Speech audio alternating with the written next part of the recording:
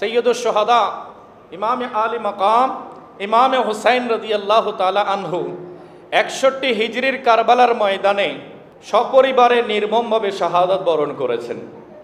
এর পেছনে মকসদ কি ছিল, উদ্দেশ্য কি ছিল, সেটা আজ নতুন প্রজন্ম, তরুণ প্রজন্মের কাছে তুলে ধরা সময়ের দাবি হয়ে দাঁড়িয়েছে। আমরা শুধু বছর শেষে মুহররম আসলে আহলে বাইতকে স্মরণ করি সেটা নয়, বরঞ্চ আহলে বাইতের স্মরণ আমাদের প্রতিদিন 5 ওয়াক্ত নামাজের মধ্যে রয়েছে। একটু বড় করে বলি সুবহানাল্লাহ। ইমামে আলী মাকাম সৈয়দুশ শুহাদা ইমামে হুসাইন রাদিয়াল্লাহু তাআলা আনহু কারবালার ময়দানে শাহাদাত বরণ করেছেন, সপরিবারে নির্মমভাবে শহীদ হয়েছেন। কিন্তু কারবালার প্রেক্ষাপট যদি আমরা আলোচনা করি, দেখা যায় প্রতিটি কদমে কদমে তিনি আল্লাহর রসুলের শরীয়তের পাহারাদার ছিলেন। প্রতিটি কদমে কদমে নবী মোস্তাফার শরীয়তের কি ছিলেন? পাহারাদার ছিলেন। ইয়াজিদ চেয়েছিল হাত, তিনি হাত দেন নাই, মাথা দিয়েছেন। নির্বাচনে কোনো একজন ভোটার যদি ভোট না দেয়, নির্বাচনের ব্যাপারে কোনো ধরনের পরিবর্তন, কোনো ধরনের সিদ্ধান্ত নিতে ব্যাগ পোহাতে হবে, কঠিন হবে, এমন কোনো পরিবেশ কি তৈরি হবে? এমন অনেক ভোটারের নাম আছে যারা কবরে চলে গেছে, কিন্তু ভোটার তালিকা থেকে এখনো নাম কাটে নাই, এমন অনেক আছে কিনা? এবং সেগুলোর সুযোগ নিয়ে অনেকে আবার ব্যালট পেপারে তার হয়ে কি দিয়ে আসে, ভোট দিয়ে আসে। এরকম কারচুপি ভোটেরও দৃশ্য বাংলাদেশে আমরা দেখেছি কিনা? যার নামে ভোট দিচ্ছে সে কোথায়? কবরে। যে ভোট দিচ্ছে তার সাথে এই নামের কোনো সম্পর্ক নাই। এখন থাকা সত্ত্বেও বা জীবিত হোক বা মৃত হোক, ভোটার তালিকার কোনো একজনের যদি ভোট না দেয়, নির্বাচনের ফলাফল তৈরিতে কোনো সমস্যা আছে? সমস্যা হবে। যতটুকু ভোট হয়েছে সেটার উপরে সিদ্ধান্ত নেওয়া যায় কিনা? কথা বলেন, যায় কিনা? যায়। এখন ইয়াজিদের পক্ষে পুরা সিরিয়া আছে, ইয়াজিদের পক্ষে দামেস্ক আছে, ইয়াজিদের পক্ষে বসরা আছে, ইয়াজিদের পক্ষে কুফা আছে, অন্যান্য প্রভিন্সে অঞ্চলগুলোতে ইয়াজিদের দাপট চলছে। আর ইমামে হুসাইন রাদিয়াল্লাহু তাআলা আনহু মদিনা মুনাওয়ারার একজন সদস্য, উনি একজনে ভোট না দিলে ইয়াজিদের রাষ্ট্রপ্রধানের দায়িত্বে বসে থাকতে কোনো সমস্যা হবে? নির্বাচন ভোট হলে তার পক্ষে মানুষ সংখ্যা কম নাকি বেশি? কথা বলেন না, বেশি। এখন বেশি হলে সেই তো ক্ষমতার মসনদে বসে যেতে পারে। ইমামে হুসাইনের ভোটের দরকার কি? ইমামে হুসাইনের ভোটের দরকার কি? এখানে একটা প্রশ্ন আছে কিনা? আছে।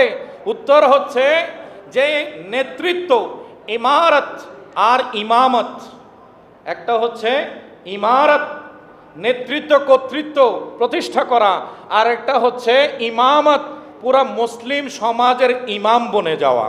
একটু বড় করে বলুন সুবহানাল্লাহ। নেতৃত্বে ইমারতে বসাটা তার জন্য কোনো কঠিন বিষয় ছিল না, কিন্তু ইমাম হওয়াটা তার জন্য কঠিন বিষয়। নবী মুস্তাফার এই দ্বীনের ইমাম হওয়ার যতগুলো যোগ্যতা আছে, ওই সময়ে সবচাইতে সেরা যোগ্যতা সম্পন্ন হচ্ছেন ইমামে আলী মাকাম ইমাম হুসাইন রাদিয়াল্লাহু তাআলা আনহু। তো ইয়াজিদ বলছে, আমি ক্ষমতায় বসলো ইমামতের মসল্লা আমাকে কেউ দিবে না। ইমামতের মসল্লা কার জন্য? হুসাইনের জন্য। তো আমি যদি হুসাইনের হাতটা নিয়ে ফেলতে পারি, আমার হাতে যদি হুসাইনের হাত হুসাইন দিয়ে দেয়, তাহলে পুরা মুসলিম বিশ্ব আমার আনুগত্যে চলে আসবে, আমার মুক্তাদি হয়ে যাবে। একটু বড় করে বলুন নাউজুবিল্লাহ। কিন্তু ইমামে আলী মাকাম সৈয়দুশ শুহাদা ইমামে হুসাইন রাদিয়াল্লাহু তাআলা আনহু ইয়াজিদের হাতে হাত দেন নাই। কেন? এর পেছনে কারণ হচ্ছে ইমামে আলী মাকাম সৈয়দুশ শুহাদা ইমামে হুসাইন রাদিয়াল্লাহু তাআলা আনহু জানেন, কদ আফলাহাল মুমিনুন। আল্লাহ তাআলা বলেছেন, দুনিয়া ও আখিরাতের কামিয়াবি হচ্ছে যারা আল্লাহ এবং আল্লাহর রসুলের উপরে ঈমান এনেছে, ওই বান্দাদের জন্য। একটু বড় করে বলি সুবহানাল্লাহ। একজন বান্দা সফলতা অর্জন করবে যদি তার কাছে ঈমান থাকে। তার কাছে কি থাকে? ঈমান থাকে। এখন ইয়াজিদের হাতে ইমাম আলী মাকাম হাত দেন নাই কেন? কারণ সে ঈমানের উপরে, কথা বলেন, ঈমানের উপরে নাই। তো বেঈমানের হাতে কখনো ঈমানের হাত যেতে পারে না। আল্লাহ তাআলা পবিত্র কোরআনের সূরাতুল মুমিনুনের মধ্যে ইরশাদ করছেন, কদ আফলাহাল মুমিনুন, আয় বান্দারা, যারা আমি আল্লাহ এবং আমার রাসূলের উপরে ঈমান এনেছো, তোমরা সকলে সাকসেসফুল হয়ে গেছো, তোমরা সবাই সফল হয়ে গেছো। ওই ঈমানদারের বৈশিষ্ট্য কি? আর ইমামে হুসাইনের জীবনের সাথে আমরা একটু মিলিয়ে নিই। আল্লাহ তাআলা বলছেন, আল্লাযীনা হুম ফি সলাতিহিম খাশিউন। একটু বড় করে বলি সুবহানাল্লাহ। আল্লাহ তাআলা বলছেন, প্রকৃত ঈমানদার মুমিন বান্দা হচ্ছে সে যে বিনয়ের সাথে নামাজ আদায় করে। বিনয়ের সাথে নামাজ আদায় করে, নামাজের মধ্যে মন বাহিরে যায় না, নামাজের ভেতরে থাকে, নামাজের মধ্যে আল্লাহর জিকিরের মধ্যে বান্দা রত থাকে। একটু বড় করে বলি সুবহানাল্লাহ। এখন ইমামে হুসাইন নামাজি আর ইয়াজিদ বেনামাজি। ইয়াজিদ কি? বেনামাজি। তো নামাজি ইমাম কখনো বেনামাজির হাতে হাত দিতে পারে না। আদু थे जब सर पे तेग तोले, हुसैन सजदे में जाके बोले। आदू थे जब सर पे तेग तोले, हुसैन सजदे में जाके बोले। मदीने वालों गवाह रहना, मदीने वालों गवाह रहना, नमाज मेरी कज़ा नहीं है। बरकर बोले सुभान अल्लाह। हुसैन जैसा शहीद आज़म, हुसैन जैसा शहीद आज़म जहाँ में कोई हुआ नहीं है। छुरी के नीचे गला है लेकिन, छुरी के नीचे गला है लेकिन, किसी से कोई गिला नहीं है। बरकर बोले सुभान अल्लाह। आदो थे जब सर पे तेग तोले, ইমামে আলে মাকামের মাথার উপরে শত্রু তরবারি ধরে আছে, তরবারি তাক করে আছে, আর ইমামে আলে মাকাম আল্লাহর দরবারে সাজদায় পড়ে আছে। একটু বড় করে বলি সুবহানাল্লাহ। শরীয়তের ফয়সালা মোতাবেক যখন জীবনের ঝুঁকি আসে, যখন কি জীবনের ঝুঁকি আসে, তখন বান্দা চাইলে নামাজ কাজা করতে পারে। নামাজ কি করতে পারে? কাজা করতে পারে। এমন জায়গায় আছে শত্রুর আক্রমণ হবে, তার প্রাণ নিয়ে ফেলবে, তার উপরে আঘাত করবে, জীবনের প্রাণহানির ঝুঁকি আছে। এমত অবস্থায় যদি একদিকে ফরজ ইবাদত নামাজ, অপরদিকে জীবন বাঁচানো, একটু কথা বলতে হবে, জীবন বাঁচানো ফরজ, তাহলে একদিকে জীবন বাঁচানো ফরজ, অপরদিকে নামাজ পড়া ফরজ। এমত অবস্থায় বান্দা কোন দিকে সিদ্ধান্ত নেবে? শরীয়ত মোতাবেক বলছে আগে জান বাঁচাও। নামাজ যদি অনাদায়ী থাকে পরে কাজাও আদায় করতে, কাজা আদায় করার সুযোগ আছে কিনা? একটু কথা বলেন, আছে কিনা? আছে। তাহলে জান বাঁচাও আগে, তারপরে নামাজ পড়তে পারবে। কিন্তু ইমামে আলী মাকাম সৈয়দুস শুহাদা ইমামে হুসাইন রাদিয়াল্লাহু তাআলা আনহু সে অপশনটা গ্রহণ করেন নাই। একটু বড় করে বলি সুবহানাল্লাহ। ওনার সামনে সুযোগ ছিল, উনি নামাজ ছাড়তে পারতেন, কিন্তু না, তিনি বলছেন আমার এই শাহাদাতের ঘটনা তো আজকে নতুন জিনিস নয়, আমি যেদিন দুনিয়াতে এসেছি সেদিনেই আমার পেয়ারা রসুল, আমার নানাজান রসুল আরবি সাল্লাল্লাহু আলাইহি ওয়াসাল্লাম সেদিনে ঘোষণা করেছেন ইন্না ইবনি হাদা ইয়ানিল হুসাইন মাকতুলুন, যে আমার এই সন্তান হুসাইন শহীদ হয়ে যাবে, আমার উম্মতেরা আমার হুসাইনের উপরে নির্মমভাবে অস্ত্র চালিয়ে দেবে। একটু বড় করে বলুন নাউজুবিল্লাহ। সেই ঘটনা হবে, ইমামে আলে মাকাম আগে থেকে জানে কিনা? কথা বলেন না, জানে কিনা? জানে। আর ময়দানে কারবালার মধ্যে নামাজের মুহূর্ত এসেছে, ওনার সাহাবীরা ওনাকে বললেন কদ হানা ওয়াক্তুস সালাত, হে আমাদের ইমাম, নামাজের ওয়াক্ত হয়েছে। তিনি সাথে সাথে বললেন নাযকুরুল্লাহ ফি হাযিহি সাআ, দেরি করব না, দেরি করব না। শত্রু বৃষ্টির মতো বর্ষা নিক্ষেপ করছে, তাতে কি? জীবন ঝুঁকির মধ্যে আছে, তাতে কি? সারা পৃথিবীর ইতিহাসে হুসাইনের শাহাদাতের কথা লেখা হবে। সেই সময় যেন কোনো লেখক এই সুযোগ পেয়ে না বসে যে হুসাইন কারবালার ময়দানে নামাজ পড়ে নাই, নামাজ ছেড়ে দিয়েছে, এমন কোনো লেখা আমার জীবনে নিয়ে যেন লিখিত না হয়। ইমামে আলে মাকাম বলছেন হ্যাঁ হ্যাঁ, এখনই আমরা জামাত সহকারে নামাজ পড়ব। আদো থে জব সর पे तेंगे तोले हुसैन सजदे में जाके बोले मदीने वालों गवाह रहना, मदीने वालों गवाह रहना, नमाज मेरी कज़ा नहीं है। ইমামে আলী মাকাম বলছে হে মদিনাবাসী, হে মুসলিম সমাজ, হে বিশ্ববাসী, তোমরা সাক্ষী থেকো, সাক্ষী থেকো, আমার কোনো নামাজ কাজা হয় নাই। আমরা তো সামান্য পেটের অসুখ হলে, শরীরে একটু জ্বর আসলে, একটু ব্যথা অনুভব করলে অনেক সময় বলছে আমার মন চাচ্ছে না। এটাও একটা অজুহাত আছে কিনা? বলছে আমার মন চাচ্ছে না, আমি আর নামাজ পড়ব না। তোমার চাওয়ার না চাওয়ার উপরে শরীয়তের উপরে হস্তক্ষেপ করার কোনো অধিকার আছে? আমাদের পরিবারে কেউ যদি ইন্তেকাল করে, কানতে কানতে বিলাপ করতে করতে শেষ, কিন্তু কত ওয়াক্তের নামাজ যে চলে যাচ্ছে ওই পরিবারের কোনো খবর নাই। অথচ ইমাম হুসাইনের সামনে একে একে ওনার শাহজাদারা শহীদ হচ্ছেন। উনি সবার শাহাদাতের পরে এক একটি শরীরকে নিয়ে ময়দান থেকে সেই নিথর দেহগুলোকে কোলে করে নিয়ে নিজের তাঁবুতে আনছেন। এত কঠিন মুসিবত জীবনে আর কারো জীবনে এসেছে? পৃথিবীর আগামী কিয়ামত পর্যন্ত এমন ঘটনার পুনরাবৃত্তি হবে না, এমন কঠিন মুসিবত ইমামে আলী মাকাম মুখোমুখি হয়েছেন।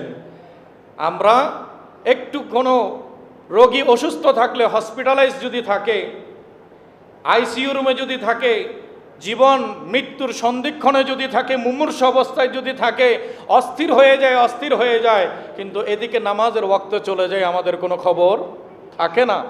বিবাহ শাদীর অনুষ্ঠানে আনন্দ উৎসবের নামে আমরা সারাটা দিন ব্যস্ত থাকি, কিন্তু ইবাদত বন্দেগী নামাজের দিকে আমাদের কোনো খবর থাকে না। এত আনন্দ আমরা উদযাপন করছি, সে আনন্দের মধ্যে যদি আল্লাহর ইবাদতের কথা বান্দার মনে না থাকে, সেটাকে মুমিনের জীবনের আনন্দ হতে পারে? একটু কথা বলেন, পারে? অসুস্থ থাকুন, রোগী থাকুক, মৃত ব্যক্তি থাকুক, যে অবস্থায় থাকুক না কেন, আপনার শারীরিক অবস্থা যেটাই হোক না কেন, আল্লাহর কোরআন বলছে, নবীর হাদিস বলছে, বান্দা যদি শক্তি থাকে দাঁড়িয়ে নামাজ পড়ো, দাঁড়ানোর শক্তি নাই বসে বসে পড়ো, বসারও শক্তি নাই শুয়ে শুয়ে পড়ো, শোয়ারও শক্তি নাই ইশারায় ইশারায় পড়ো, তারপরও কি নামাজ মাপ আছে? কথা বলেন, নামাজ কি মাপ আছে? আমরা পরিপূর্ণ 100% শতভাগ সুস্থ থাকার পরও আল্লাহর দরবারে সাজদা দেওয়াটা আমাদের জন্য বোঝা হয়ে যাচ্ছে। একটু বড় করে বলি নাউজুবিল্লাহ। আজকে ইমামে আলী মাকাম, ইমামে হুসাইনের মাহফিল থেকে আমাদের হুসাইনের শিক্ষা গ্রহণ করতে হবে। হুসাইন নিজের সন্তানদের শাহাদাত দেখেছেন, নিজের 6 মাসের দুধের বাচ্চা, কোনো বাবা এত ছোট্ট বাচ্চা নিয়ে কি যুদ্ধের ময়দানে যায়, যুদ্ধ করতে যায়? ইমামে আলী মাকাম ঈমান ও ইসলামকে বাঁচানোর জন্য ওই ছোট্ট শিশুটাকে পর্যন্ত কোরবানি দিয়ে দিয়েছেন। তারপরও কি নামাজ ছেড়ে দিয়েছেন? তারপরও কি ওনার কোনো ওয়াক্তের নামাজ কাজা হয়েছে? আমরা কি জন্য নামাজে আসতে পারি না? আমরা কেন মসজিদে আসতে পারি না?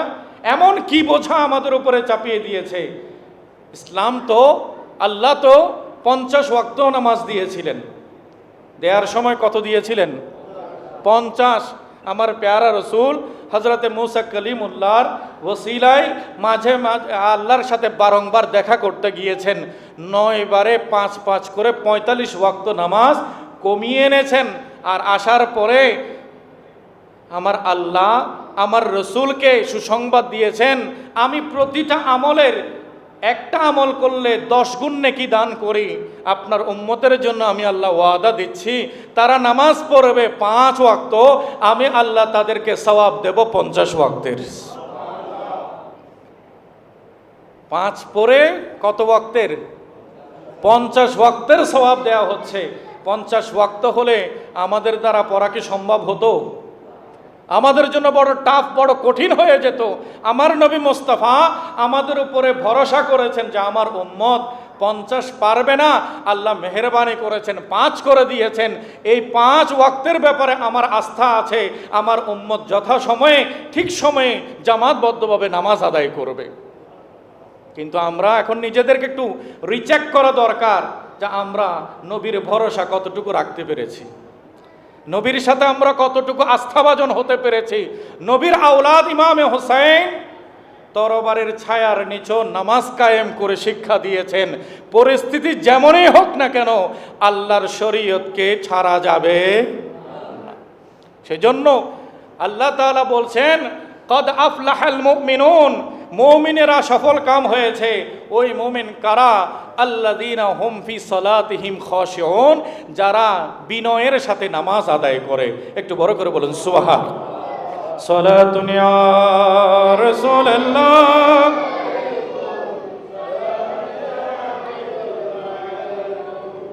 चैनो आता है मेरे दिल को तमाम, नाम लेते ही तुम्हारा या नबी सलातुन या।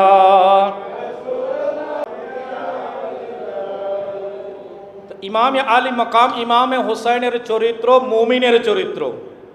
ইমামে হোসাইনের চরিত্র, কথা বলেন, মুমিনের চরিত্র। আর ইয়াজিদ ছিল বেনামাজি, ইয়াজিদ ছিল বেনামাজি। তাহলে সেটা কি মুমিনের চরিত্র নাকি কাফেরের চরিত্র? আমার প্যারা রসুল বলছেন, আল ফারকু বাইনাল মুমিনি ওয়াল কাফির তারকুস সালাত। একজন বান্দা মুমিন কি কাফের, এটার পার্থক্য করার মানদণ্ড, প্যারামিটার হচ্ছে নামাজ ছেড়ে দেয়া। যে নামাজ পড়ে সে মুমিন, আর যে নামাজ পড়ে না সে কি মুমিন নাকি কাফের, এটা ফরক করার কোনো সুযোগ আছে? হ্যাঁ, সুযোগ নেই। সেজন্য আমাদেরকে মনে রাখতে হবে, নামাজই একমাত্র ঈমানদারের পরিচয় বহন করে। একটু বড় করে বলি সুবহানাল্লাহ। ইমামে আলী মাকাম ইমামে হোসেন ছুরির ছায়ার নিচেও নামাজ পড়েছেন। এই চরিত্র মুমিনের চরিত্র। আর ইয়াজিদ ছিল বেনামাজি, সেটা ছিল কাফেরের চরিত্র। একটু বড় করে বলুন নাউজুবিল্লাহ। এরপরে আল্লাহ তাআলা বলছেন, বিসমিল্লাহির রহমানির রহিম, ওয়াল্লাযীনা হুম আনিল লাগওয়ি মুরিদুন। আর মুমিন বান্দা হচ্ছে তারা যারা অনর্থক কাজকর্ম থেকে নিজেদেরকে বিরত রাখে। কোনো আড্ডায়, কোনো খারাপ কাজে, কোনো অযথা কাজে, অনর্থক কাজে তারা থাকে না। তাদের জীবনের প্রতিটি পদক্ষেপ হয় আল্লাহর ইবাদত মোতাবেক। একটু বড় করে বলি সুবহানাল্লাহ। তো ইমামে আলী মাকাম ইমামে হোসেনের জিন্দেগি যদি আমরা দেখি, ওনার জীবনের প্রত্যেকটা মুহূর্ত কেটেছে আমার নবীর সুন্নাত মোতাবেক, নবীর সুন্নাত মোতাবেক। আর ইয়াজিদের প্রত্যেকটা মুহূর্ত কেটেছে শরীয়ত বিরোধী কর্মকাণ্ডে, নানান আরাম আয়েশ হই হুল্লোড়ের মধ্যে সে বিভিন্ন রকমের অশ্লীলতা, বেহায়াপূর্ণ কাজের মধ্যে লিপ্ত হয়ে থাকতো। একটু বড় করে বলুন নাউজুবিল্লাহ। এরপরে ইমামে আলী মাকাম ইমামে হুসাইন রাদিয়াল্লাহু তাআলা আনহু ওয়াল্লাযীনা হুম লিয-যাকাতি ফাঈলুন, মুমিন বান্দা হচ্ছে সেই বান্দা যে তার সম্পদের হিসাব করে সঠিক নিয়মে আল্লাহর বিধান ফরজ ইবাদত যাকাত আদায় করে দেয়। যাকাত আনুমানিকভাবে দিলে হবে, আন্দাজ করে দিলে হবে, যাকাত হিসাব করে দিতে হবে। শরীয়ত মোতাবেক যদি আপনার উপরে যাকাতের মাল থাকে, আপনার মালিকানায় যদি 7.5 ভরি স্বর্ণ, 52 ভরি রূপা, তার সম পরিমাণ মূল্যের যদি টাকা পয়সা কিংবা ব্যবসায়িক পণ্য থাকে, তাহলে শতকরা 2.5% যাকাত দেয়া ফরজ। যাকাত দেয়া কি? ভয় করিয়েন না, আমি আপনাদের কাছ থেকে যাকাত নিতে আসিনি। অন্তত শরীয়ত বোঝানোর জন্য একটা একটা শব্দ বলা কি বেশি অপরাধ হয়ে যাবে নাকি? হ্যাঁ, যাকাত দেয়া কি? নামাজ পড়া, রোজা রাখা ফরজ। এই শব্দটা আমরা যে ফরজ বলছি, আরবি শব্দ ফারদাত। ফারদাত 3 শব্দে কমপক্ষে 10টা করে 30টা নেকি আল্লাহ তাআলা আমলনামায় নসিব করছেন। একটু বড় করে বলি সুবহানাল্লাহ। তা আলেম ওলামার মজলিসে মাহফিলে যদি সুবহানাল্লাহ বলি, ওনার কথার সাথে যদি কথা মিলিয়ে আরবি শব্দগুলো উচ্চারণ করি, আমাদের লাভ নাকি ক্ষতি? লাভ আছে কি না? তো কোনো ধরনের লজ্জা রাখবেন না, কোনো ধরনের অবহেলা রাখবেন না। আমি বেশিক্ষণ কথা বলবো না, আমার ওয়াজ অনেক বছর শুনছেন, দীর্ঘ প্রায় 6 বছর আলহামদুলিল্লাহ এখানে আমি ছিলাম। আমার ওয়াজ শুনতে শুনতে আপনারা বিরক্ত হয়ে গেছেন। বলছেন যে মুমিন বান্দা নিজের সম্পদ থেকে যাকাত বের করে সঠিক নিয়মে সে যাকাত আদায় করে দেয়। একটু বড় করে বলুন সুবহানাল্লাহ। নবী পরিবার সম্পদ গচ্ছিত রাখতেন না, নবী পরিবার সম্পদ জমিয়ে রাখতেন না, ওনাদের কোনো সেভিং অ্যাকাউন্টস ছিল না। আমাদের সেভিং আছে কি না? আমাদের সঞ্চয়, আমাদের অনেকগুলো অ্যাকাউন্ট আছে। এমনও অনেক আছে সমাজে যে কয়টা ব্যাংকে তার অ্যাকাউন্ট আছে সেটারও হিসাব নাই। এমনও অনেক বিত্তবান, আল্লাহ দান দিয়েছেন, সম্পদ দিয়েছেন, সম্পদের মালিক বানিয়েছেন। এমন অনেক বান্দা আছে যার এত বেশি ব্যাংকে টাকা আছে, সে কোন কোন ব্যাংকে টাকা রেখেছে সেটার হিসাব রাখার জন্য কয়েকজন মানুষকে নিয়োগ দিতে হয়। তাদের চাকরি হচ্ছে তার টাকাগুলো হিসাব করে রাখা, ব্যাংক স্টেটমেন্টগুলো মেনটেন করা। এমনও অনেক মানুষ আমাদের বাংলাদেশে আছে কি না? আছে। আল্লাহ তাআলা আমাদেরকেও এমন দৌলত দান করুক যে দৌলতের কারণে আমরা দ্বীনের খেদমত করতে পারবো। সবাই বলুন আমিন। প্যারা হাজরিন, হযরত ইমাম আলী মাকাম সৈয়দুশ শুহাদা ইমামে হুসাইন রাদিয়াল্লাহু তাআলা আনহু, তিনি এবং ওনার পরিবার সম্পদ গচ্ছিত রাখতেন না।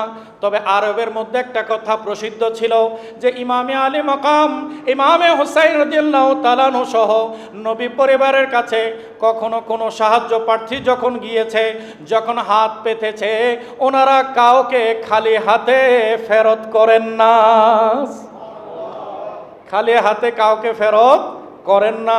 তারিখে তাবরীর মধ্যে ইমাম মুহিউদ্দিন তাবরী রাহমাতুল্লাহি আলাইহি একটা হাদিস কোট করছেন, বলছেন একজন ভিখারি ভিক্ষা করার জন্য হযরতে ইমামে আলী মাকামের ইমামে হুসাইনের বড় ভাই ইমামে হাসানে মুজতবা রাদিয়াল্লাহু তাআলা আনহু ওনার কাছে গেলেন। ইমাম হাসান বললেন, শরীয়ত মোতাবেক ভিক্ষা করা জায়েজ নাই। 3টা কারণে বান্দা ভিক্ষা করতে পারে। এক হচ্ছে এমন অভাবী যে সে যদি কারো কাছ থেকে সহযোগিতা না নেয় তাহলে তার জীবন বাঁচানো কঠিন হয়ে যাবে।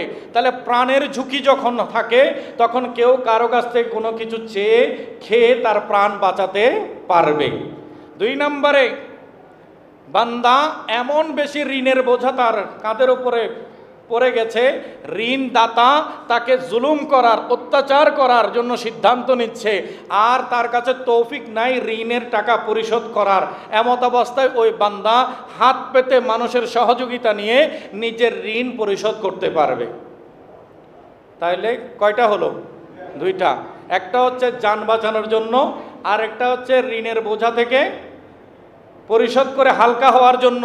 3 নম্বরে বলেছেন কোনো ভিন্ন দেশের মুসাফির এই দেশে এসেছে, টাকা পয়সা সব হারিয়ে ফেলেছে, চুরি হয়ে গেছে, অথবা সে ব্যবসা করেছে, ব্যবসায় লস হয়ে গেছে, গরিব হতে হতে এমন গরিব হয়েছে নিজের বাড়িতে ফেরত যাওয়ার মতো কোনো টাকা পয়সা তার কাছে নাই, যাতায়াত খরচ নাই। বলছে ওই ব্যক্তি চাইলে মানুষের কাছ থেকে হাত পেতে যে পরিমাণ টাকা হলে সে বাড়ি ফেরত যেতে পারবে, ওই পরিমাণ টাকা ভিক্ষা করা তার জন্য জায়েজ। এই 3 সুযোগ ছাড়া, 3 অপশন ছাড়া ইসলামের শরীয়তে হাত পাতার কোনো সুযোগ নাই। হযরতে ইমামে হাসান মুজতবা রাদিয়াল্লাহু তাআলা আনহু বললেন শরীয়ত মোতাবেক এই 3 অপশন ছাড়া ভিক্ষা করা জায়েজ নাই। তখন ওই ব্যক্তি বললেন হুজুর এই 3 প্রকারের এক প্রকারের মধ্যে আমি আছি, 3 প্রকারের এক প্রকারের মধ্যে আমি আছি। তখন বললেন ঠিক আছে, যখন শরীয়ত মোতাবেক তোমাকে সাদকা দেয়া জায়েজ, ভিক্ষা দেয়া যখন জায়েজ হয়েছে, নাও। উনি ওনার সেবককে বললেন, গোলামকে বললেন যাও তাকে 100 দিনার দিয়ে আসো। একটু বড় করে বলুন সুবহানাল্লাহ। 100 দিনার তৎকালীন স্বর্ণ মুদ্রা তার হাতে তুলে দিলেন। এখন ওই বান্দা বড় চালাক মানুষ, সে বলছে ইমামে হাসানের কাছে আসলাম, 1 টাকা 2 টাকা না, স্বর্ণ মুদ্রায় 100 দিনার দিয়েছেন, এবার আমি যাব ইমাম হোসাইনের কাছে। একটু বড় করে বলেন সুবহানাল্লাহ। এমন কিছু চালাক মানুষ আছে কিনা?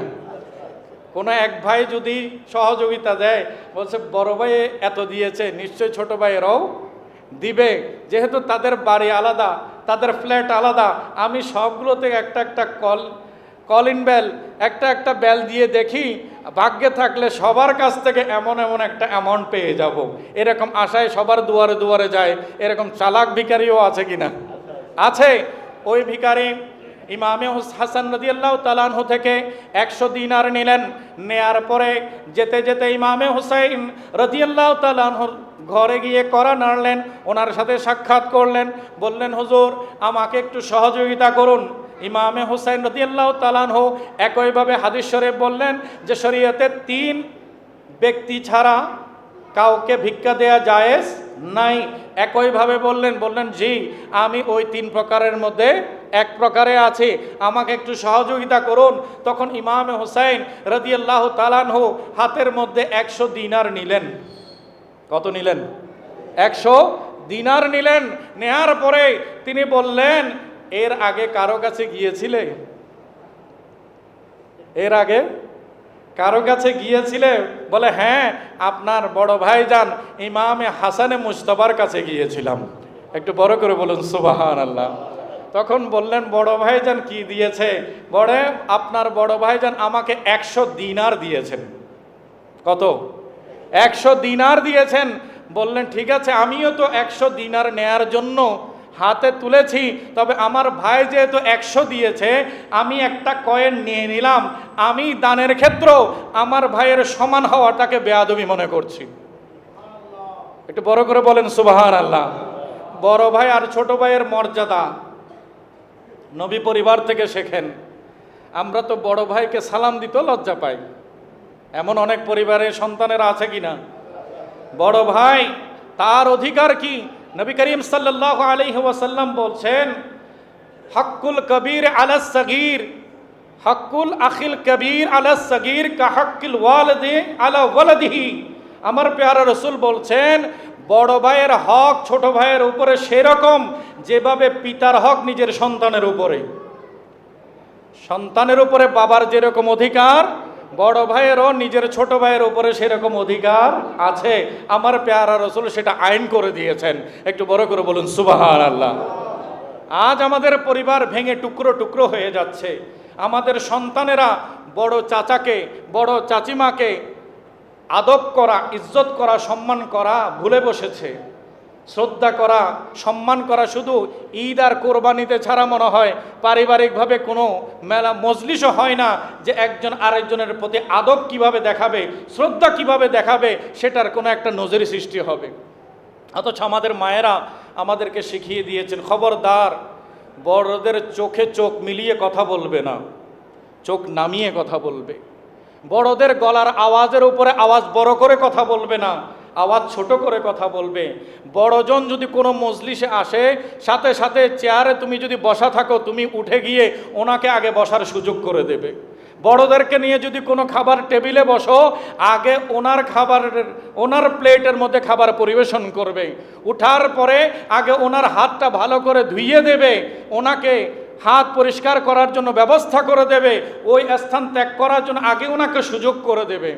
কিন্তু এখন তো আমরা নওজওয়ান হয়েছি, তরুণ হয়েছি, টকবগে তরুণ, চোখের সামনে কাউকে আমরা সহ্য করতে পারি না। সে কি আমার বড়জন, আমার চাচাজান, আমার ভাই, আমার বোন, আমার চাচি, আমার খালা, আমার কোন পর্যায়ের, সেটা দেখার এখন আমাদের সময় কই। আমরা তো বাহু দেখিয়ে সবার সামনে অহংকার করে চলতে শুরু করে দিয়েছি। একটু বড় করে বলুন নাউজুবিল্লাহ। অথচ ইমামে আলী মাকাম ইমামে হোসাইন রাদিয়াল্লাহু তাআলা আনহু দানের ক্ষেত্রেও ইমাম হাসান কি সেখানে উপস্থিত ছিলেন? অনেক সময় আদব সামনাসামনি হলে দেখায়, পেছনে হলেও আদবের খবর থাকে না। কিন্তু ইমাম হোসাইন রাদিয়াল্লাহু তাআলা আনহু শিক্ষা দিলেন কি, আমি মানুষের সামনেও আদব দেখায়, আমার ভাইজানের সামনেও আদব দেখায়, ভাইজানের অনুপস্থিতিতেও আমি দানের ক্ষেত্রেও আদব দেখাচ্ছি। আমার ভাইজান 100 দিয়েছেন, আমি 1 টাকা কমিয়ে 99 টাকা দেব, যাতে দানের ক্ষেত্রে আমার ভাই যেভাবে বড় অবস্থানে 100 দিনার দিয়েছেন, কে সবচেয়ে বেশি দিয়েছে এমন যদি প্রশ্ন আসে, তাহলে নামের তালিকায় যেন 1 নম্বরে আমার বড় ভাইজানের নাম থাকে। একটু বড় করে বলি সুবহানাল্লাহ।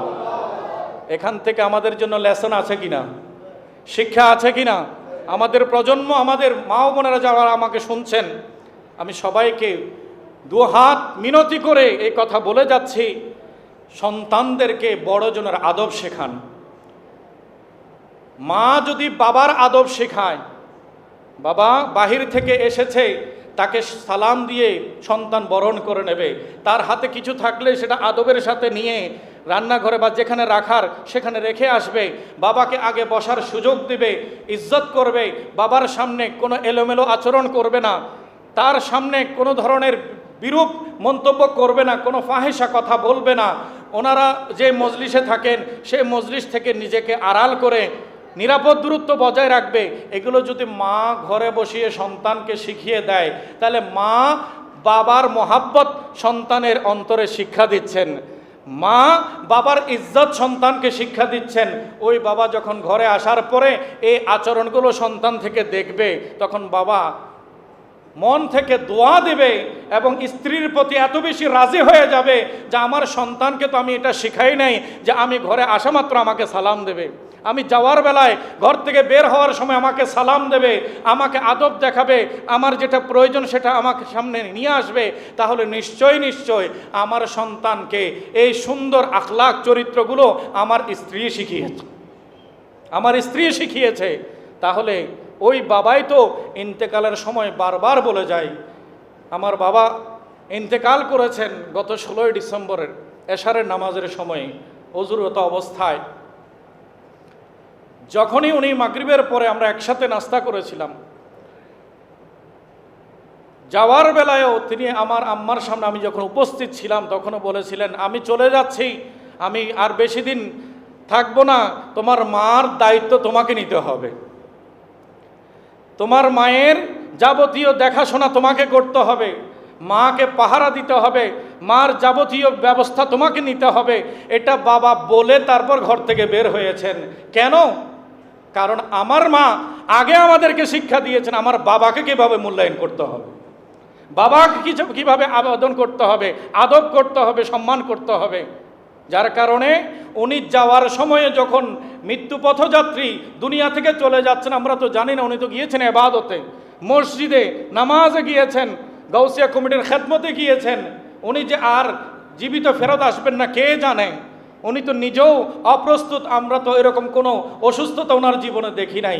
সুস্থভাবে হেঁটে মসজিদে গিয়ে তিনি সেখানে ইন্তেকাল করছেন। কিন্তু বলছিলাম, যদি স্বামীর অফাদারে কোনো স্ত্রী যদি করে যেতে পারে, সন্তানদের অন্তরে যদি বাবার ইজ্জত মহাব্বতের জায়গা যদি তৈরি করতে পারে, তাহলে ওই স্বামী মরার সময়ও যাওয়ার বেলায়ও সন্তানকে সতর্ক করে যাবে, আমি না থাকলেও তোমার মায়ের চোখে যেন পানি না ঝরে, আমি না থাকলেও তোমার মা যেন কোনো কিছুর অভাব অনুভব না করে। আমি না থাকলেও আমার কারণে, আমার বিচ্ছেদের কারণে, বিয়োগের কারণে তোমার মা যেন অস্থির না থাকে। তোমরা সন্তানেরা তার মৃত্যু পর্যন্ত তার খেদমতের মধ্যে নিজের জীবনকে কোরবান করে দেবে। একটু বড় করে বলি আলহামদুলিল্লাহ। প্যারা হাজরিন, এখন দুঃখজনক এমন অনেক মা ও বোনেরা আছে, স্বামী প্রবাসে থাকে, সন্তানদেরকে দেখাশোনা, ঘরের সব কার্যক্রম ওনাকে পরিচালনা করতে হয়। আর উনি সময়ে সময়ে ওই সন্তানের বাবা বিদেশ থেকে আসলে তার উপস্থিতিতে নিজের ক্রেডিট জাহির করার জন্য এমন এমন বাক্য আচরণ করেন, বাক্য রচনা করেন যে স্বামীকে নিচু করতে চান শুধু নিজেকে বড় করার জন্য। তোমার বাবা কি জানে ঘর সংসার কিভাবে চালাতে হয়, সব তো আমিই জানি। ছেলে কিভাবে মানুষ করতে, এগুলো আমিই জানি। বাজার সদাই কিভাবে করতে, এগুলো তো আমিই জানি। আমি যখন ছিলাম তখন বারবার কমপ্লেন আসতো যে বাজারে গিয়ে কোনো তরি তরকারি, কোনো মাছ মাংস যে দরাদরি করব এই সুযোগটাও নাই। এক এক মহিলা আসেন, এমনি যা বলে তাতেই তারা ক্রয় করে নিয়ে যায়। এখন যারা মধ্যবিত্ত আছে বা যাদের বাজেট কম আছে তারা সেখানে গিয়ে নিঃশ্বাস ফেলারও কোনো সুযোগ নাই, নিয়ে চলে যাচ্ছে। আবার উনি বাসায় গিয়ে সন্তানদের সামনে নিজেকে বড়ত্ব জাহের করার জন্য স্বামীকে অনেক সময় সন্তানদের সামনে অপমান করে কিনা, কথা বলেন, করে কিনা? তা এখন এই যে আপনার দ্বারা আপনার স্বামী অপমানিত হচ্ছে,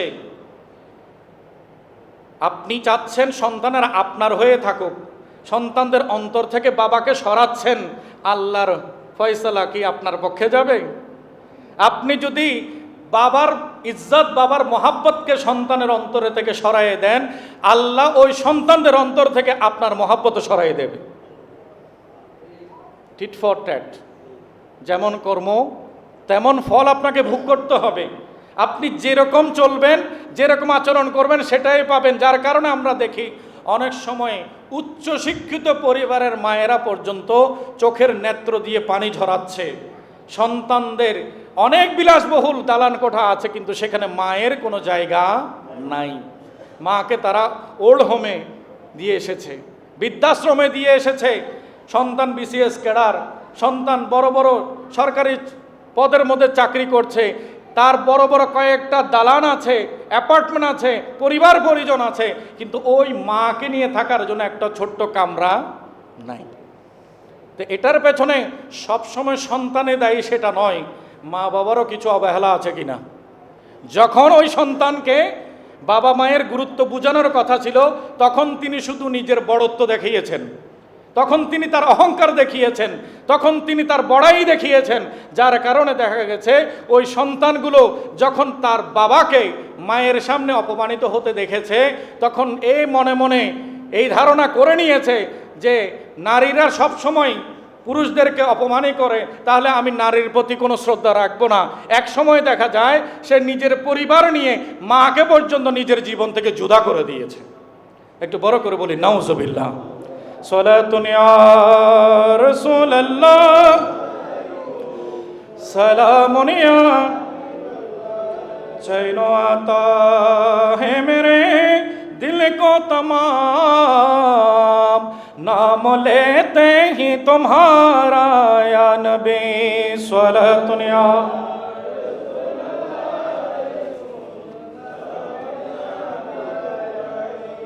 ইমামে হুসাইন রাদিয়াল্লাহু তাআলা আনহু শিক্ষা দিয়েছেন যে বাবা মায়ের সম্মান তো করতে হবে, বড় ভাইয়েরও কি করতে হবে? সম্মান করতে হবে। বড় ভাই ছোট ভাইয়ের দুশ্মন নয়, বড় ভাইয়ের পরিবার ছোট ভাইয়ের পরিবারের জন্য শত্রু নয়। কিন্তু আমাদের সমাজের চিত্র সম্পূর্ণ উল্টো। আমাদের সন্তানেরা ছোট থেকে বড় হওয়ার সময় এই শিক্ষাটা পরিবারে দেখতে পায় যে তাদের প্রতি বড় চাচার পরিবার, জ্যাঠার পরিবারের সাথে একটা হিংসার সম্পর্ক আছে। কি বলেন? কষ্ট পাচ্ছেন? ও হুজুর এতদিন ফরাইয়ের কি হর, হ্যাঁ হুজুর এতদিন ফরাইয়ের কিছু পালা পালা হতা হইব, ফজিলতের হতা হইব, আয় মাত্র হুজুর আর শাসন করা শুরু করে দিই, যাইবারে পরে আর অব্দি কষিতে ভরা শুরু হইব। কি বলেন? আমি একটু পয়েন্টের কথা আপনাদের সাথে শেয়ার করতে চাচ্ছি। নবী করিম সাল্লাল্লাহু আলাইহি ওয়াসাল্লামের পরিবার আমাদের জন্য রোল মডেল। নবীর পরিবারের আদর্শ যদি আমাদের পরিবারগুলো ধারণ করতে পারে, তাহলে পরিবার আর কোনো অশান্তি আসবে না। বড় চাচা, ছোট চাচা, মেজো চাচা, ভাই যতজনই হোক না কেন, তাদের পরিবারের সদস্য যতজনই হোক না কেন, যে যত বড় তার ইজ্জত, কথা বলি, যে যত বড় তার ইজ্জত তত বড়। অন্তত এই মাথায় এতটুকু রাখেন, যে দুনিয়াতে আমার আগে এসেছে সে অন্তত একবার হলো আমার থেকে বেশি আল্লাহ জিকির করেছে, আমার থেকে একবার হলো আলহামদুলিল্লাহ বেশি বলেছে।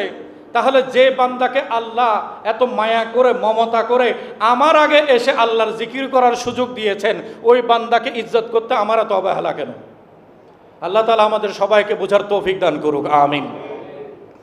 বলছিলাম, পরিবারে পরিবারে কোনো দ্বন্দ্ব সৃষ্টি না করে বড়জনকে কিভাবে আদব করতে হবে সেটার চর্চা ইমাম আলী মকাম ইমাম হুসাইন আমাদেরকে দিয়ে গেছেন।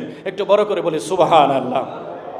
এরপরে আল্লাহ সুবহানাহু ওয়া তাআলা বলছেন, ওয়াল্লাযীনা হুম লিফুরুজিহিম হাফিযুন ইল্লা আলা আজওয়াজিহিম আও মা মালাকাত আইমানুহুম ফাইন্নাহুম গায়রু মালুমিন। আল্লাহ তাআলা ইরশাদ করছেন, ওয়াল্লাযীনা হুম লিফুরুজিহিম হাফিযুন, আর মুমিন বান্দা হচ্ছে তারা যারা নিজেদের লজ্জার হেফাজত করে, নিজেদের লজ্জার হেফাজত করে, নিজেদের শরমের হেফাজত করে, লজ্জার হেফাজত করে। ওই লজ্জাস্থানের যদি তারা ব্যবহার করে, আল্লাহ তাআলা বলছেন ইল্লা আলা আজওয়াজিহিম, তারা তাদের স্ত্রীদের মধ্য দিয়ে হালালভাবে শরীয়ত মোতাবেক বৈধ আকদের মাধ্যমে তারা তাদের লজ্জার ব্যবহার করে। আর আল্লাহ বলছেন তারা কোনো খারাপভাবে নিজেদের লজ্জা ব্যবহার করে না। আল্লাহ বলছেন ফামানিবতাগা ওয়ারাআ যালিকা ফাউলাইকা হুমুল আদুন, আর যারা শরীয়ত নির্দেশিত পন্থা তথা আকদ নেকার বিপরীতে গিয়ে কোনো খারাপ পন্থায় নিজের লজ্জার ব্যবহার করে, আল্লাহ বলছেন তারা সীমা লঙ্ঘনকারী, আমি আল্লাহর আযাবের মুখোমুখি হবে। একটু বড় করে বলুন নাউজুবিল্লাহ। ইমামে আলী মাকাম সৈয়দুশ শুহাদা ইমাম হুসাইন রাদিয়াল্লাহু তাআলা আনহু আকদ জাওয়াজ নেকাহের পক্ষে। একটু বড় করে বলি সুবহানাল্লাহ।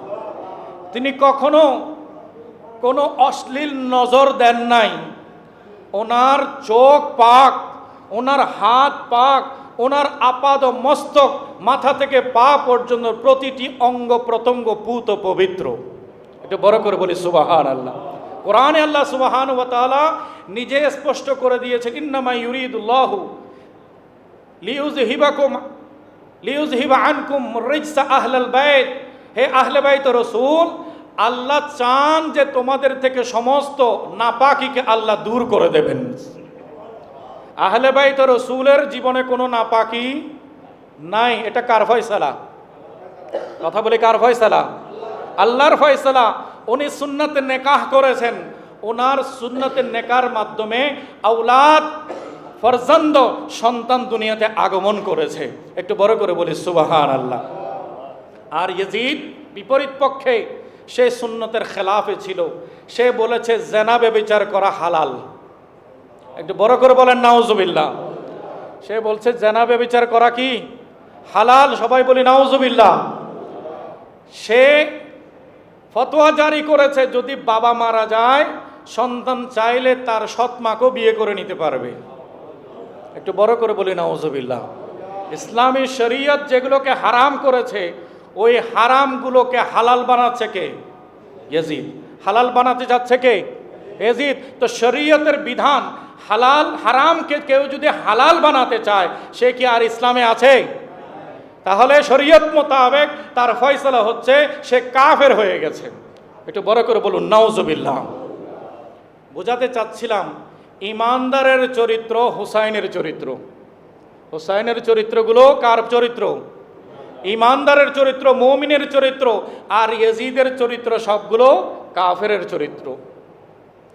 ইসলামী শরীয়তে লজ্জা আমাদেরকে আল্লাহ তাআলা যে শক্তি দান করেছেন, মাসআলা আমাদের সবার জানা দরকার, বিশেষ করে আমাদের তরুণ প্রজন্ম যারা আছে তাদের জন্য বেশি জরুরি, আমাদের অভিভাবকদের জন্য বেশি জরুরি। একজন সন্তানের জীবনে, ছেলে হোক মেয়ে হোক, তার একটা উত্তেজনা আছে কিনা, কথা বলি আছে কিনা, তার মধ্যে একটা স্পিরিট অবশ্যই আছে। এবং ইসলামী শরীয়ত মোতাবেক বলা হয়েছে একজন পুরুষ কখন থেকে নামাজ পড়া ফরজ, সেটার বিধানে বলা হয়েছে যখন সে বালেগ হবে। সবাই বলে মারহাবা। বলছিলাম ইমামে আলী মাকাম সৈয়দুল সোহাদা ইমামে হুসাইন রাদিয়াল্লাহু তাআলা আনহুর চরিত্র মুমিনের চরিত্র, আর বিপরীত দেখে এজিদের চরিত্র হচ্ছে কাফেরের চরিত্র। নবী মুস্তাফা সাল্লাল্লাহু আলাইহি ওয়াসাল্লাম নিজের লজ্জা ব্যবহারের একটা সীমা দিয়েছেন কিনা? কোরআনে আল্লাহ সুবহানাহু ওয়া তাআলা বলছেন যে তারা তাদের লজ্জার হেফাজত করবে। বিসমিল্লাহির রহমানির রহিম, ওয়াল্লাযীনা হুম লিফুরুজিহিম হাফিজুন। মুমিন বান্দা তারা যারা তাদের লজ্জার হেফাজত করবে, তারা সংযম এখতিয়ার করবে। তবে কি ইল্লা আলা আজওয়াজিহিম, তারা তাদের স্ত্রীদের উপরে, স্ত্রীদের মাধ্যমে সে লজ্জার সঠিক ব্যবহার, হালাল ব্যবহার, বৈধ ব্যবহার করবে। একটু বড় করে বলি সুবহানাল্লাহ। তাহলে সেটার ব্যবহারের রূপরেখা, সীমা নির্ধারণ করে দিয়েছেন কে? কথা বলে কে? আল্লাহ। আমার প্যারা রসুল সাল্লাল্লাহু আলাইহি ওয়াসাল্লাম বলছেন আন-নিকাহু মিন সুন্নতি, নেকাহ হচ্ছে আমার সুন্নাত। তাহলে নেকার বাহিরে গিয়ে জেনা ব্যভিচার, যেটার পক্ষে ইয়াজিদ, যেটার পক্ষে কি ইয়াজিদ, শরীয়তে যে সকল রমণীদেরকে শাদী করা হারাম করে দেওয়া হয়েছে সেগুলোর হুরমতের পক্ষে মুমিন, আর সেগুলোকে হালাল বানাতে চেয়েছিল, তার নাম কি? ইয়াজিদ। তো এজিদ থেকে আমরা কেন হুসাইনের পক্ষে থাকব? কারণ হুসাইনের সাথে থাকলে এই সমাজ কোরআনের সাথে থাকবে। হুসাইনের সাথে থাকলে এই সমাজের নওজোয়ান মুমিন বান্দারা নবীর সাথে থাকবে। আর আল্লাহর সাথে, কোরআনের সাথে, নবীর সাথে থাকা মানে হচ্ছে পরিপূর্ণ ইসলামের মধ্যে থাকবে। একটু বড় করে বলি সুবহানাল্লাহ। স্পর্শকাতর বিষয় তারপর আমাদের জানতে হবে। বলেছিলাম জৈবিক চাহিদা, মনের আশা, আমাদের মধ্যে উত্তেজনা, এটা জন্মগতভাবে প্রত্যেক নারী পুরুষের মধ্যে আল্লাহ তাআলা দিয়েছেন। তবে সেটা ব্যবহার করতে হবে হালাল উপায়ে, আর হালাল উপায়টা হচ্ছে নেকাহের মাধ্যমে। এর বিপরীতে দুঃখজনক ব্যাপার হলো, আমাকে বলতে হচ্ছে সংশোধনের নিয়তে, অনেকে দেখা যায় সিক্রেট লাভার, গোপনে গোপনে নাজায়েজ অবৈধ ভালোবাসার সম্পর্ক গড়ে নিচ্ছে। একটু বড় করে বলুন নাউজুবিল্লাহ। পবিত্র কোরআনে আল্লাহ সুবহানাহু ওয়া তাআলা বলে দিয়েছেন ওয়ালা মুত্তাখিজাতুন আখদান, যারা সিক্রেট লাভার রাখে এমন রমণীদেরকে হে মুমিন বান্দারা তোমরা বিয়ে করবে না। মুমিনদেরকে স্পষ্ট করে দেওয়া হয়েছে যে নারীরা অবৈধ মেলামেশা, অবৈধ সম্পর্ক রাখে এমন নারীদেরকে তোমরা বিবাহের জন্য অ্যাকসেপ্ট করবে না, কারণ তাদের পবিত্রতার ব্যাপারে প্রশ্ন তৈরি হয়ে গেছে। সে হালাল পথকে বাদ দিয়ে হারাম পথের দিকে অগ্রসর হয়ে সম্পূর্ণ নাজায়েজ বিধানকে সাপোর্ট করে আল্লাহ বেহতর জানে তার ইজ্জতকে কোথায় সে সওদা করে দিয়েছে। একটু বড় করে বলুন নাউজুবিল্লাহ। বোঝাতে চাচ্ছিলাম তাহলে ব্যবহার করতে পারবে হালালভাবে, অবৈধভাবে কেউ রিলেশনে জড়ানোর কোনো অনুমতি ইসলামে নাই। আরেকটা স্পর্শকাতর বিষয়, আজ প্রত্যেকের হাতে হাতে স্মার্টফোন এসে গেছে, সোশ্যাল মিডিয়া, বিভিন্ন সাইটে খারাপ খারাপ ভিডিও আছে। এই তথ্য আমরা সবাই জানি কি না? জানি। এখন আমাদের নওজওয়ান যে বালেগ হওয়ার পর থেকে তার মধ্যে আকর্ষণ তৈরি হয়েছে, আর বালেগ হয়েছে 12 বা 13, 14 বছরের বয়সে, ওই সন্তান দীর্ঘদিন পর্যন্ত কোরআন ও সুন্নাহর চর্চা যদি তার পরিবারে থেকে থাকে, তাহলে সে আল্লাহ রসুলকে ভয় করছে, ভয় করে নিজেকে সংবরণ করে সংযত রাখার জন্য চেষ্টা চালিয়ে যাচ্ছে, যুদ্ধ করছে নিজের নফসের সাথে। তারপরও বারংবার শয়তান তাকে বিভিন্ন প্ররোচনা দিয়ে আক্রমণ করছে, খারাপের দিকে তার মনোযোগ নিতে চাচ্ছে। এরপরও সে বাচ্চা মায়ের দিকে, বাবার দিকে, বড়জনের দিকে, মসজিদের খতিবের আলোচনার দিকে, কোরআন ও সুন্নাহর দিকে দেখে উপার্জন করে। এখন যদি তার জন্য মেয়ে নিয়ে আসি, তাকে যদি বিবাহ করিয়ে দিই, তাহলে তো আমরা মা বাবার ভাগ করে কমে যাবে। এরকমও ক্যালকুলেশন করে কিছু অভিভাবক আছে কি না? কথা বলেন, আছে কি না? বলে কি, আমার সন্তান নিজের পায়ে আগে নিজে দাঁড়াক। সে রাখবে কোথায়? রাখার ঘর কই? খাওয়ানোর উপার্জন কই? সব পাঁচটা সকালবেলা বিকালবেলার 5 ওয়াক্তের তার জন্য ব্যবস্থা, সবগুলো করার, মেনটেন করার সে যোগ্যতা, সে ক্ষমতা তার আছে কি না? বিভিন্ন রকমের অজুহাত এনে অনেক নওজওয়ানকে বিবাহ শাদী থেকে দূরে সরিয়ে রেখেছে। এমন কিছু অভিভাবক আছে কি না? আছে। মুসনাদে আহমদের মধ্যে হাদিসে পাক আমার প্যারা রসুল বলছেন, যখন একজন সন্তান উপযুক্ত বয়সে পৌঁছে যাবে, তখন তার বিয়ের ব্যাপারে সিদ্ধান্ত নেয়া বাবার উপরে ওয়াজিব। পিতার উপরে কয়েকটা ওয়াজিব কাজের মধ্যে, সুন্নাত কাজের মধ্যে অন্যতম কাজ হচ্ছে ওই বাচ্চা হওয়ার সাথে সাথে তার একটা নাম দিতে হবে, তার জন্য আজান দিতে হবে, তার ভরণ পোষণের ব্যবস্থা করতে হবে, তার শিক্ষার ব্যবস্থা করতে হবে, এবং যখন সে উপযুক্ত বয়সে, পরিমিত বয়সে পৌঁছবে, তখন তাকে শাদী করিয়ে দিতে হবে। এটাও বাবার দায়িত্বের আওতায় আছে। নবীর হাদিসে পাক ওলামায়ে কেরাম বসা আছেন, আমি কথা দীর্ঘ করছি না। বলতে চাচ্ছি, আমরা অভিভাবকেরা দায়সারা হওয়ার কোনো সুযোগ নাই। সন্তানের দায়িত্ব, সে যখন 18 বছর 19 বছর হবে, তখন তাকে অ্যালার্মিং দেবেন যে তোমাকে শাদী করানোর সময় ঘনিয়ে আসছে, তুমি কিছু একটা করো, তুমি আয় উপার্জনের দিকে নজর দাও, উপার্জন করার দিকে তোমার প্রস্তুতি গ্রহণ করো, আমরা সময় বেশি দেরি করব না, সুন্নত মোতাবেক তোমাকে শাদী করিয়ে দেব। ওই বাচ্চা যখন সে বয়সে এই মেসেজটা মা বাবা থেকে, অভিভাবক থেকে পাবে, তখন সে নিজের জীবন পরিবর্তন করার জন্য চেষ্টা করবে কিনা? সে আর কারো কাছে গিয়ে অভিযোগ করবে না। সে মা বাবার থেকে যখন মেসেজ পাবে 18-19 বছরে যে তুমি নিজের উপার্জনের একটা ব্যবস্থা করো, সেটা কম হোক, সেটা 10,000 হোক, 15,000 টাকা হোক, বেশি লক্ষ টাকা না হলেও, আমরা পরিবারে 5 জন সদস্যের জন্য রান্না হয়, সেখানে আরেকজন আসলে সবার জন্য কি ছট পড়ে যাবে নাকি? কিন্তু কি বলেন, 5 জনের খাবার 6 জনে খেতে পারবে না? ভাগ করে 3 জনের খাবার 4 জনে খেতে পারবে না? আমার নবী মুস্তাফা তো শিখিয়ে দিয়েছেন যে 2 জনের খাবার 1 জনের খাবার 2 জনের জন্য যথেষ্ট, 2 জনের খাবার 3 জনের জন্য যথেষ্ট, 3 জনের খাবার 4 জনের জন্য যথেষ্ট। এগুলো রাসূল পাকের সহিহ হাদিস। আমরা পারিবারিকভাবে খাবার বেঁচে গেলে আমাদের যারা সেবা দেয় তাদেরকে ওই খাবারগুলো পরের দিন দিয়ে দিই না? এখন আর বাঁচবে না আর কি? কি বলেন? এখন ছেলেকে যদি শাদী করিয়ে নিয়ে আসি, ওই খাবার আর ঘরের বাইরে কাউকে দিতে হবে না, ঘরের মধ্যে সবাই মিলে ভাগ করে যখন খাবো, আল্লাহর রহমতও হবে। এবং নবী মুস্তাফা সাল্লাল্লাহু আলাইহি ওয়াসাল্লাম বলছেন, যে এসেছে সে আল্লাহর পক্ষ থেকে নিজের রিজিক সহ এসেছে। যে এসেছে সে তার রিজিক সহ এসেছে। তা আপনাকে টেনশন করার কি আছে? আমাদেরকে খাওয়ায় কে? রিজিক দেয় কে? বিশ্বাস করি? হ্যাঁ, নাকি শুধু মসজিদ পর্যন্ত? আমার পরিবারে যদি 4 জন সদস্য থাকে, তার জন্য 4 জনের জন্য যেটা রান্না হয়, সেটা আমরা 5 জনে মিলে ভাগ করে খেতে পারি কিনা? তা আমি আপনি রিজিকের জন্য কেন টেনশন করব? আর ছেলেটা যখন তার জীবনে একজনকে পেয়ে যাবে, সে তাকে মহাব্বত করবে, তাকে আদর করবে, ভালোবাসবে, তখন তার পক্ষ থেকে ওই স্ত্রী শাশুড়ির কাছে এসে কোনো কিছু চাইবে না। ওই মেয়ের চক্ষু লজ্জা আছে কিনা? সে শ্বশুরের কাছে গিয়ে কোনো কিছু চাইবে না। চাইবে কার কাছে?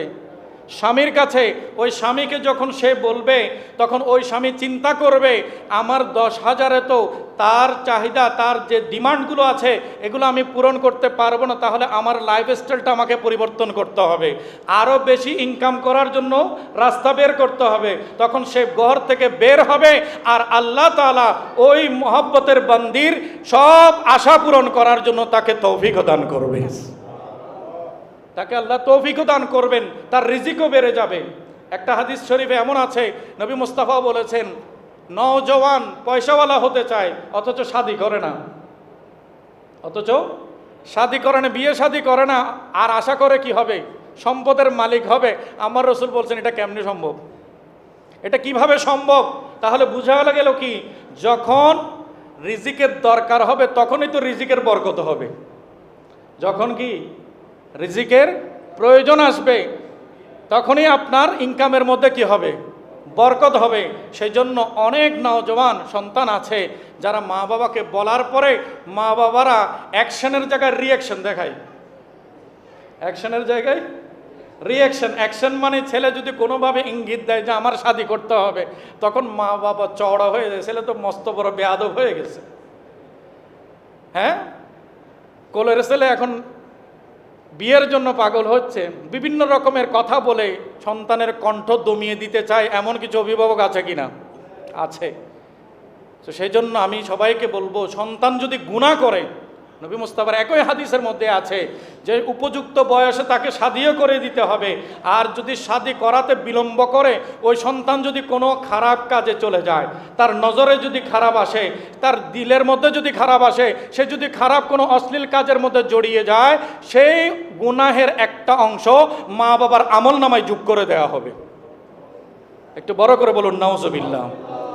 বেশি একেবারে সুফি সাহেব হয়ে ঘরে বসে থাকার কোনো সুযোগ নাই।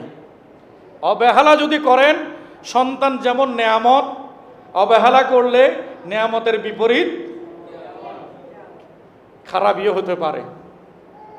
আল্লাহ তাআলা আমাদের সবাইকে জলদি জলদি সতর্ক হওয়ার তৌফিক দান করুক, আমিন। আমাদের সম্মানিত সাধারণ সম্পাদক ইউনুস খন্দকার সাহেব বসা আছেন, আলহামদুলিল্লাহ অন্তর থেকে সালাম পেশ করছি, মহব্বত করি আপনাদেরকে, দেখে আমার খুব ভালো লাগছে। আমার রায়হান ভাইও বসে আছেন, আলহামদুলিল্লাহ। এখানে মুরব্বীরা বসে আছেন, সামনে যারা মুরব্বী বুজুর্গ এসেছেন, আমার মা ও বোনের যারা আমাকে শুনছেন, অনেক দিন পরে আপনাদের সাথে কথা বলার সুযোগ হয়েছে। মনে কষ্ট নেবেন না, সমাজের উন্নয়নের জন্য এই কথাগুলো দরকার আছে কিনা। আমাদের সমাজ যেন কোনো গুনাহের দিকে প্রমোট না করে, আমাদের বাচ্চাগুলো যেন সহিশুদ্ধ থাকে। তারা যদি কোনো এলোমেলো আচরণ করতে দেখা যায়, তাহলে আমরা মা বাবা যেন সিদ্ধান্ত নিতে দেরি না করি। বড় ধরনের ঘটনা হয়ে গেলে তারপরে সেটা সামাল দেওয়া যাওয়ার আগে, ঘটনা হওয়ার আগে সংশোধন হওয়ার, সতর্ক হওয়ার দরকার আছে কিনা। তো বুদ্ধিমান হচ্ছে সে যে বিপদে পড়ার আগে সতর্ক থাকে। তা আমাদের মেয়েরা যেন ইজ্জতের হেফাজত করে, আমাদের সন্তানেরা যেন ইজ্জতের হেফাজত করে। ইমামে আলী মকাম ইমামে হুসাইন নেকাহের পক্ষে, আর ইয়াজিদ ছিল জেনার পক্ষে। তো যারা হুসাইনি হবে তারা নেকার বিষয়টাকে সহজ করে দেবে। আজকে তো বিয়ে শাদী মানে হচ্ছে বিশাল ব্যাপার। স্বর্ণের ভরি কত জানেন? 1.5 লাখেরও বেশি। এখন আর 5 ভরি 10 ভরি স্বর্ণের কথা বললে তো ওই নওজওয়ানকে জিন্দা কবর দেওয়ার মতো হয়ে যাবে। কি বলেন? কামিন কত? 20 লাখ, 30 লাখ, ক্ষেত্র বিশেষে 50 লাখ। আমি কিছুদিন আগে একটা বিয়ে পড়িয়েছি, 41 লক্ষ টাকা। এগুলো কল্পনাও করা যায়? কালকে একটা বিয়েতে ছিলেন 20 লক্ষ টাকা, যে জীবনে একসাথে 1 লাখ টাকা দেখে নাই, 5 লাখ টাকা দেখে নাই, তার বিয়ের কামিন কত? 20 লাখ। আমি আগে জিজ্ঞাসা করি, বাবা তোমার জন্য এই যে কামিন নির্ধারণ হয়েছে, এই মোহর আদায় করা তোমার উপরে ফরজ, ওয়াজিব, তোমাকে এই মোহর দিতে হবে। তুমি জেনে শুনে সজ্ঞানে এটাতে রাজি হচ্ছ? নাহলে এখনো সুযোগ আছে, উঠে যাইতে পারো। এখনো কি আছে? সুযোগ আছে। তখন ছেলের কথা স্পষ্ট করে তারপরে আমরা নেকা পড়াই। যদি কোনো বাচ্চা এটা মনে করে যে আমাকে মহারণে উল্লেখ করছে আর কি কাগজে, এটা তো দিতে হয় না, এটা তো আমি তার কাছ থেকে মাপ চেয়ে নেব, এরকম করে ইমোশনাল ব্ল্যাকমেল করার কোনো সুযোগ। অনেক জওয়ান তরুণ আছে যে বলছে বিয়ের প্রথম রাত সে তো আমার সাথে আর কথা বেশি বলবে না, এই সুযোগ আমি একটু মাফ করাই নিতে পারি কিনা দেখব। এরকম যদি সুযোগ সন্ধানে হন, ইসলামী শরীয়ত এটাকে কঠোরভাবে নিরুৎসাহিত করেছে। কারণ স্ত্রীর হক তার মোহরানা তাকে তার প্রাপ্য বুঝিয়ে দিতে হবে। এখানে কোনো ধরনের ইমোশনাল ব্ল্যাকমেল করে তার হক থেকে তাকে মাহরুম করার, বঞ্চিত করার কোনো অধিকার নাই। বাকি আমাদেরকে সতর্ক থাকতে হবে, বিবাহ শাদীর বৈরাতি আনুষ্ঠানিকতায় লক্ষ লক্ষ টাকা খরচ করে আবার ফেরতের সময় দেখা যায় মেহমানগুলো আবার বদনামি করা শুরু করে যে এটা কম হয়েছে, এটাতে লবণ হয় না, এটাতে মজা হয় নাই, এই আইটেম কম পড়েছে, এই আইটেম পড়ে নাই, খাবার শর্ট পড়েছে, বিভিন্ন রকমের সমস্যা আসার পথে হয় কি না? তো আপনারা সবাইকে খাওয়াচ্ছেন দোয়ার জন্য, এখন দোয়ার বিপরীতে বড় বড় বদদোয়া নিয়ে ঘরে ঢুকতে হয়। তো এরকম বেশি ব্যয়বহুল খরচপাতি করার দরকার নাই। করোনাকালীন সময়েও খুব কম পরিসরের মধ্যে, কম অর্থ খরচের মধ্যে অনেকে শাদী করেছে, তাদের তালিকা আমি একজন আছি। তো এরকম কম খরচও শাদী করা যায়। স্ত্রীর হক স্ত্রীকে যথাযথ দিয়ে, তাকে সম্মান দিয়ে, মেহমানদেরকে যতটুকু প্রয়োজন, আপনজন যারা তাদেরকে ছাড়া হবে না এমন কিছু আপনজনের জন্য যদি তারা ইচ্ছায় স্বেচ্ছায় যদি কোনো আপ্যায়নের ব্যবস্থা করে, এটা দিয়ে ইসলাম নিষেধ করে না। কিন্তু জোরপূর্বক এত সব বৈরাতি খাওয়াইতেই হবে, এটা বলা জুলুম, এটা বলা জুলুম। কারণ ওই মেয়েটাকে ছোটবেলা থেকে এত বড় লেখাপড়া সহ সব পুরো জীবনের সবগুলো চাহিদা পূরণ করে উচ্চশিক্ষায় শিক্ষিত করা, সবগুলোর বাবার অবদান আছে কিনা? ওই ঘরে কি খাবার নাই? খাবারের অভাবে কি মেয়ে বিয়ে দিচ্ছে? এতদিন মেয়েটা কি উপোস ছিল? এখন তার কলিজার টুকরাটাই আপনার সন্তানকে দিয়ে দিচ্ছে, তার চোখের শান্তিটাকে আপনার পরিবারের সুন্দর বানানোর জন্য সে দিয়ে দিচ্ছে।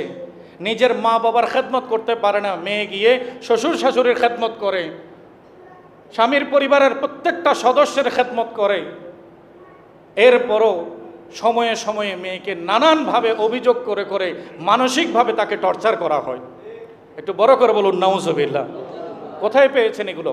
এই সংস্কৃতি আমরা নিজেরা লোভী বলে খাবারের প্রতি, দেনা পাওনার প্রতি আমাদের লোভ বেশি, যার কারণে আমরা আমাদের সমাজটাকে নিজের হাতে গলা টিপে মেরে ফেলছি। আল্লাহ তাআলা আমাদেরকে সঠিক বুঝ নসিব করুক। এমন খারাপ ডিমান্ড করবেন না।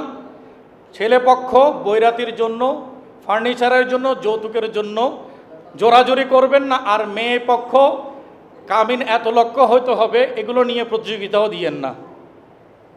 কারণ আপনি যেরকম চাইবেন আবার সেরকম ভুগতেও হবে। পরিস্থিতি কিন্তু এরকমই ভয়াবহ হচ্ছে। আপনি যত বেশি ডিমান্ড করেন, ওই ডিমান্ডের বিপরীতে আপনার উপর ওরকম বলা চাপিয়ে দেওয়া হয়। তাই দুজনের পক্ষ, আমি মনে পড়ছে ইমামে আহলে সুন্নাত আল্লামা কাজী নুরুল ইসলাম হাশিম রহমতুল্লাহি আলাই, মুফতি আহলে সুন্নাত আল্লামা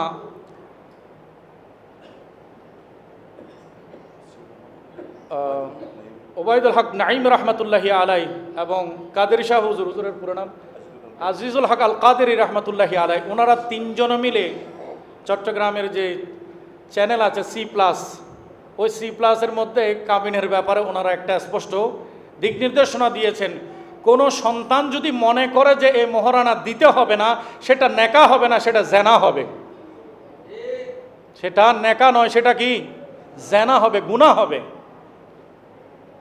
আর মেয়ের নিরাপত্তা, ছেলের যোগ্যতা, মেয়ের নিরাপত্তা, ছেলের উপযুক্ততা, দুটাকে সমন্বয় করে দুই পরিবারের আত্মীয় স্বজন এবং তারা পাত্রপাত্রী দুজনের সম্মতিতে কাবিনটা নির্ধারণ করতে হবে। এখানে জোরপূর্বক অমুকের পরিবারের অমুকের মেয়েকে এত লক্ষ টাকা কাবিন দিয়েছে, আমারটা কি জলে ভাসাই দেবো নাকি, এরকম বিভিন্ন রকমের ফতোয়াবাজি না করে সংসার কিভাবে টেকানো হয়। আমাদের মায়েদের, আপনাদের মায়েরা যারা, ওনাদের বিয়ের কাবিন কত ছিল? 15,000 টাকা, 20,000 টাকা, 30,000 টাকা, কিন্তু 70 বছর পর্যন্ত সংসার টিকে আছে কিনা? তো টাকার উপরে সংসার টিকে নাকি বিশ্বাসের উপরে টিকে? কিসের উপরে? বিশ্বাসের উপরে। আমাদের মায়েরা 20,000 টাকা কামিন ওদিকে দেখেন নাই, আল্লাহ আল্লাহ রসুলকে সাক্ষী জেনে যে আল্লাহ আমি এই বিয়েতে রাজি হলাম, আমার বাবা কবুল করেছেন, ওই কবুল আর রাজি হওয়া এই বিশ্বাসের উপরে তাদের পুরো জীবন আল্লাহ সুন্নতের রসুলের মধ্যে কাটিয়ে দিয়েছেন। সেখানে কোনো দুনিয়াবি লোভ লালসা ওনাদের অন্তরে আসে নাই।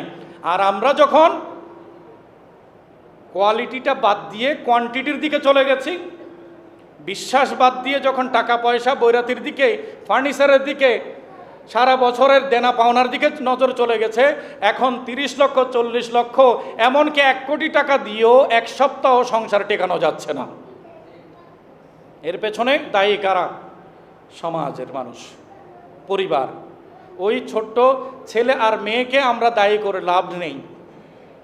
আরেকটা জিনিস, শুধু বিয়ে শাদী, মেয়ে বিয়ে দিলাম, ছেলেকে বিয়ে করালাম, এতটুকুতে না থেকে আগে বিয়ের জীবনটা কি এটা আগে ছেলেকেও বুঝাইতে হবে, শাদী বৈবাহিক জীবনটা কি মেয়েকেও তালিম দিতে হবে। তাদেরকে আগে একজন পরহেজগার আলেম ওলামার মাধ্যমে শাদীর গুরুত্ব কি, কে কার হক কিভাবে আদায় করবে, এগুলোর ব্যাপারে অবগতি করিয়ে তারপরে বিবাহ শাদীতে উপনীত করাটা উচিত। এখন আমরা তো শুধু চেহারা দেখা দেখি, এরপরে ডেট, তারপরে আকদ, পরের দিন থেকে মারামারি। কারণ কেউ কারো ইজ্জত সম্পর্কে, সম্মান সম্পর্কে জানে না। স্ত্রী হিসেবে স্বামীকে কি ইজ্জত করবে, কি কদর করা উচিত, আর স্বামী হিসেবে স্ত্রীকে কি মর্যাদা দেওয়া উচিত, সে ব্যাপারে তাদের কোনো খবর নাই। তো জ্ঞানের অভাবের কারণে সমাজে বিশৃঙ্খলা লেগে আছে। আল্লাহ তাআলা আপনাদের আমাদের সবাইকে কবুল করুক, আমিন। আমার কথাবার্তায় কষ্ট পেলে আমাকে মাফ করে দিবেন। আমি কোনো পরিবারের পার্সোনালিটি নিয়ে কথা বলি নাই, পুরো সমাজের চিত্র এরকম। গ্রামে যেরকম, শহরও আরও মারাত্মক হচ্ছে। তো আমরা যেন যার যার অবস্থান থেকে একটু সচেতন হই, তাহলে আজকের মজলিস থেকে অন্তত একটা পরিবারও যদি সংশোধন হয়ে যায়, তাহলে এই পরিবার থেকে একটা খারাপ পরিবার কমে যাবে। আল্লাহ তাআলা আমাদের সবাইকে কবুল করুক, আমিন।